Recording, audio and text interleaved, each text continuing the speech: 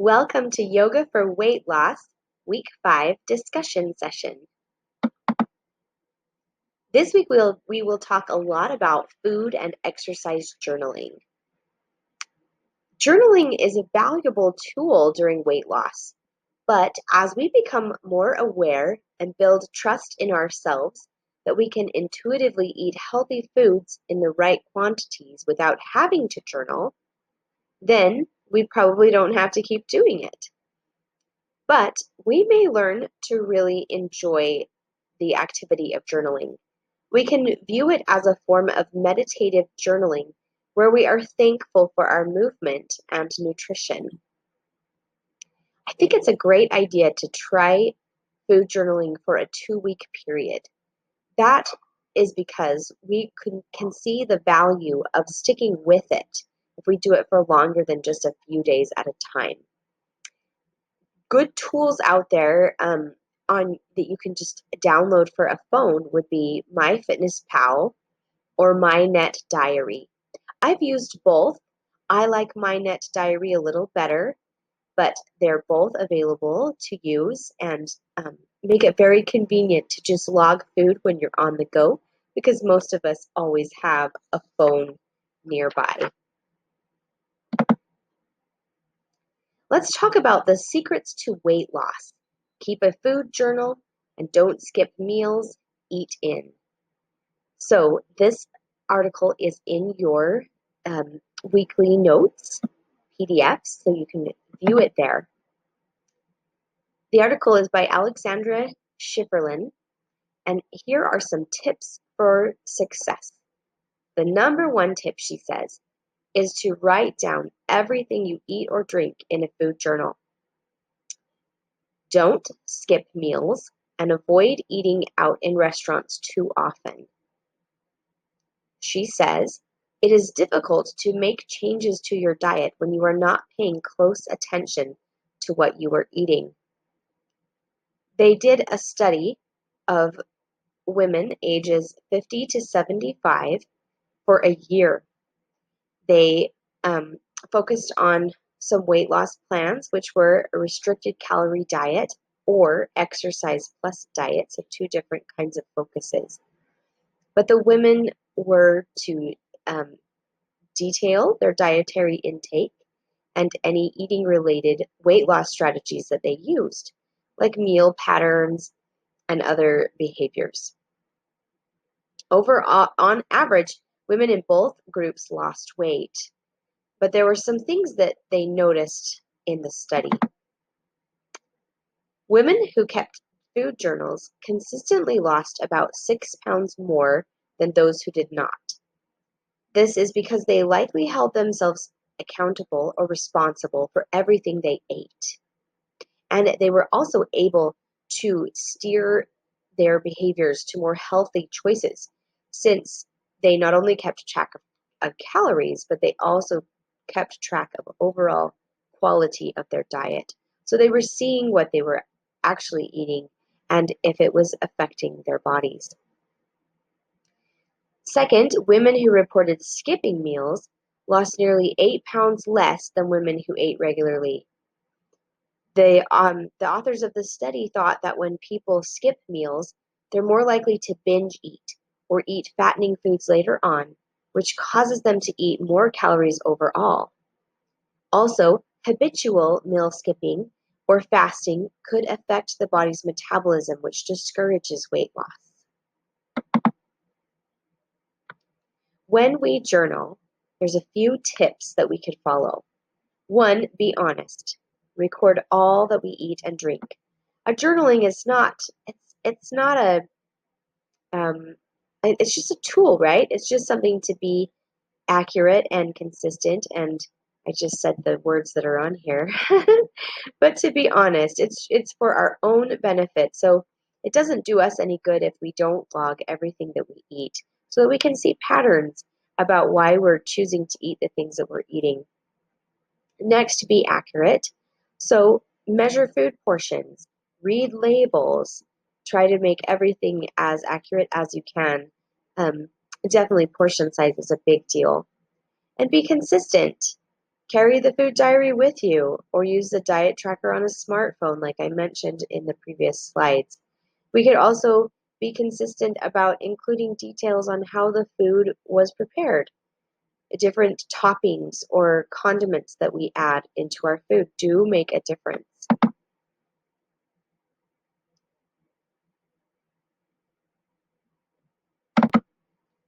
One other thing of note from the study was they found that women who ate out more lost less weight, especially those who ate out at lunchtime. And the problem in this is the lack of awareness and control over what we're eating. Even though they were journaling, they couldn't control what a restaurant puts into dishes or how they're cooked or a portion size.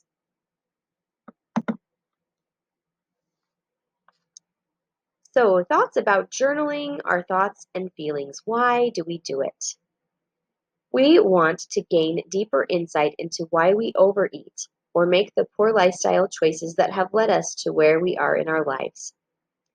Journaling helps us to develop our insight, create more awareness, which is key to our ultimate change.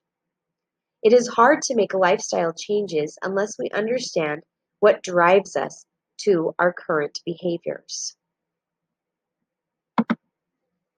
Let's ponder for a few moments. Were you so A, were you successful with your goal of journaling food and exercise at least 3 days this week? What obstacles, B, so this is B, what obstacles, if any, did you face in keeping your journal? C, what would make it easier for you to journal? And D, what can you see the value in journaling? Or can you see the value in journaling? How do you think that it might help you?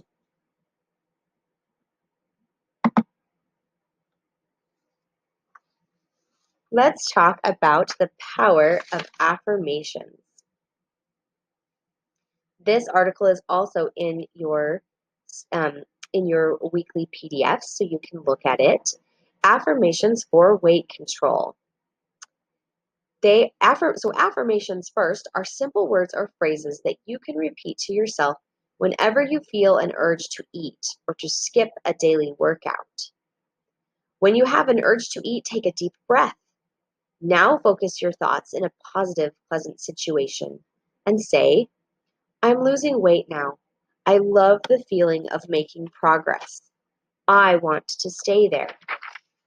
The more positive messages we send to ourselves, the more we want to do what's needed to do to make change. And we try not to use future tense because it creates, and the inner mind says, we're not ready right now. We'll be ready in the future, but we're not ready right now. So the present tense affirms our readiness and willingness to reach our goal right now. And then when we keep the affirmation positive on that emphasis on the goal of reaching the goal right now. So there was the article talks about a man who would say in hypnosis, he would say, I am not hungry, over and over again in hypnosis. And he actually gained weight because each time he told himself he was not hungry, he focused his attention inside to see if he was hungry. So he obsessed about being hungry. He thought about hunger so often that he put conscious energy into being hungry. So if we tell ourselves not to do something, we focus attention on the very thing we're trying to avoid, which makes it harder to avoid. The mind and imagination must focus on a positive goal. So we have to use statements that our conscious mind can accept. They have to be reasonable things, believable and acceptable to the conscious mind, or else we hear it and we think, well, that could not be true. And so then then it doesn't work, right? It has to be something that we think could be true and not just wishful thinking.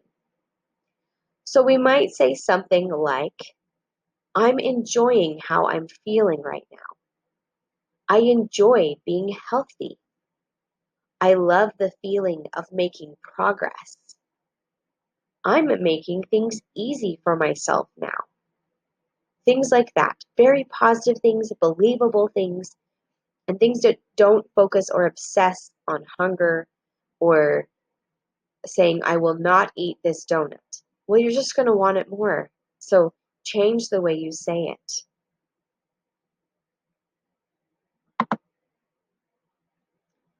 So let's pick an affirmation to chant a few times. You can choose one that I just said. I enjoy being healthy. I'm enjoying how I'm feeling now. Losing weight is effortless. That's a hard one. I don't know that my mind would believe that. I'm making things easy for myself now. See if you can chant an affirmation to yourself a few times right now.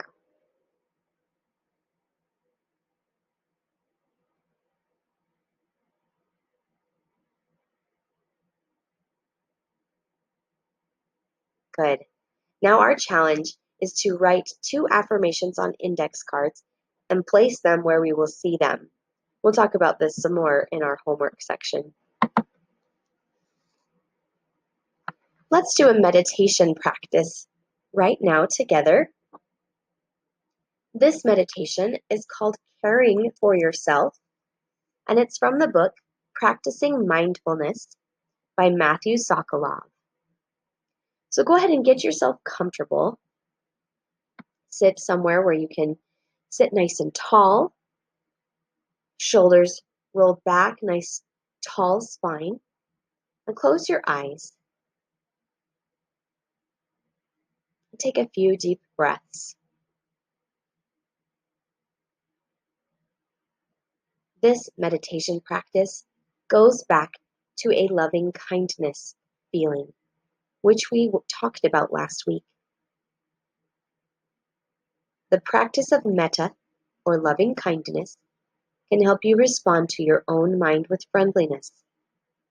Unfortunately, our thoughts don't always do what we want them to, and the body may have discomfort. Loving kindness meditation encourages us to meet those experiences with a caring and gentle heart. This helps us see more clearly in our practice and daily life.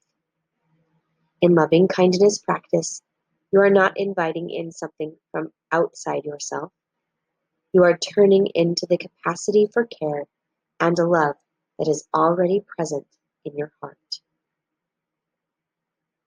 Rumi says, your task is not to seek for love, but merely to seek and find all the barriers within yourself that you have built against it.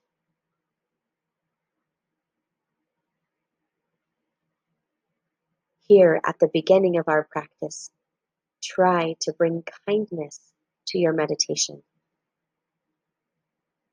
Think of the body with friendliness. Listen to it and see if you can move to get more comfortable. You don't want to fall asleep, but you can allow yourself to be more at ease during this meditation.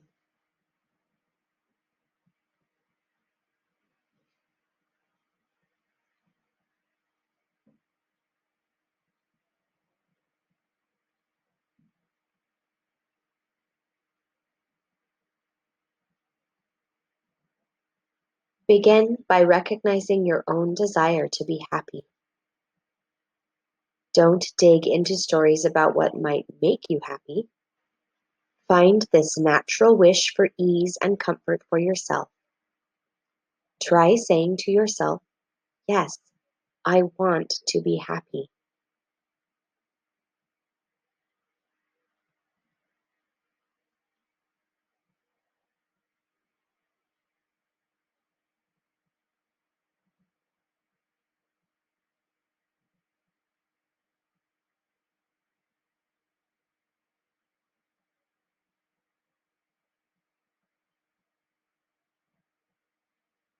With this intention in mind, begin offering yourself phrases of loving kindness.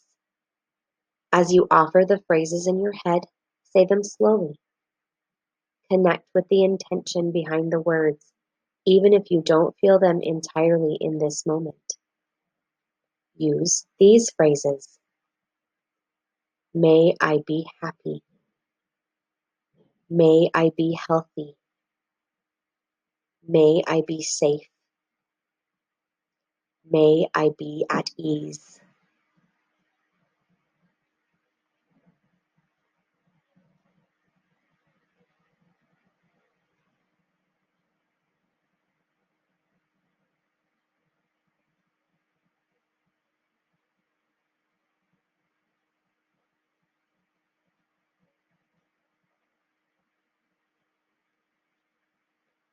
Find a rhythm with the phrases. You may try offering one phrase with each exhale or every other exhale. For example, may I be happy. Exhale. May I be healthy. Exhale. May I be safe. Exhale. May I be at ease. Exhale. As you offer the phrases, use them as the object of your concentration. Rest your awareness fully on the phrases and the deeper intention.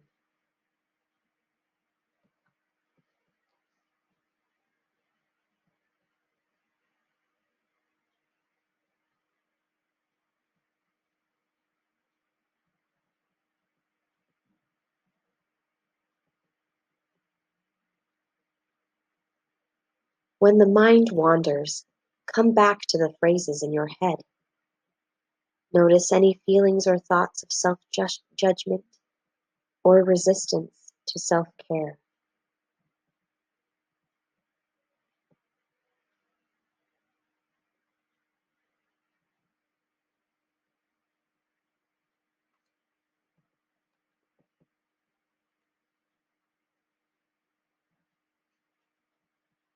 Stay with the phrases for a few more breaths.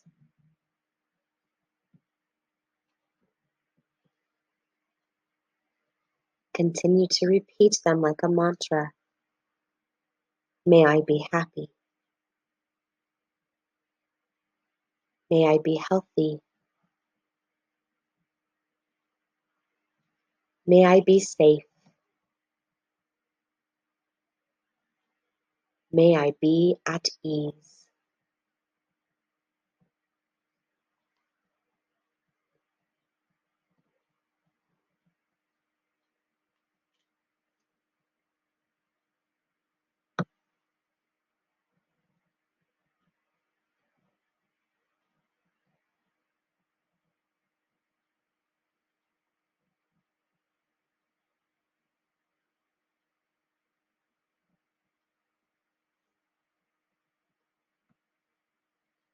Start to bring yourself back to the present moment. Take a few more deep breaths. Allow the positive affirmation to fill your mind and your heart. And gently open up your eyes. Thank you for practicing that with me today. I hope you care for yourself all day today and through the week. Let's finish up with our homework.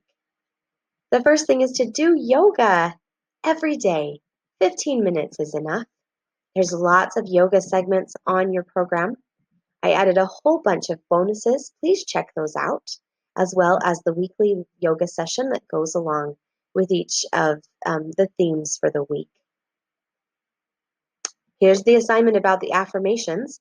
Place 2 affirmations on index cards where you can see them. Repeat them throughout the day. And if you need some suggestions for affirmations, I gave you 100 affirmations to choose from. Surely you can find 2 that strike with your heart, that sound good, make sense to you. And lastly, journaling. Journal food and exercise daily, and journal your thoughts and feelings at least 3 times this week. I hope that you have a wonderful, positive week. If you have any questions, please reach out. You can email me at any time. I'm here to support you, and I want to see you reach your goals. Thank you.